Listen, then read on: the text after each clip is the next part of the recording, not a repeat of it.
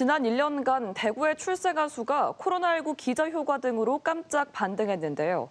이 추세를 장기적으로 이어가기 위해 효율적인 저출산 보육 대책이 필요하다는 지적이 나옵니다.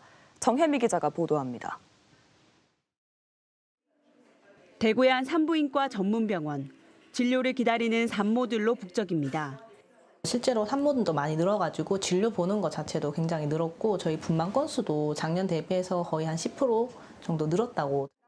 지난 넉 달간 대구에서 태어난 아기는 3,719명. 지난해 같은 기간보다 12.2% 많습니다.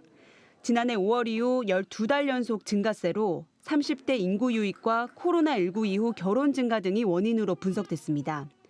하지만 최근 5년을 거슬러 보면 대구 출생아 수는 지난해를 제외하면 매년 감소했고 현재 합계 출산율도 0.82명에 그칩니다. 상황이 이런데도 저출산 대책은 소극적이라는 지적입니다.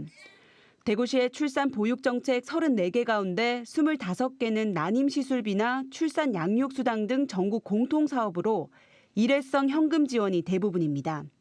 대구형 산모 건강관리사 파견과 다자녀 가정 입학 축하금 지원 등 자체 사업이 있지만 대상이 한정적이고 부서별로 이름만 다를 뿐 비슷한 사업들이 많아 효율성이 떨어진다는 비판을 받습니다.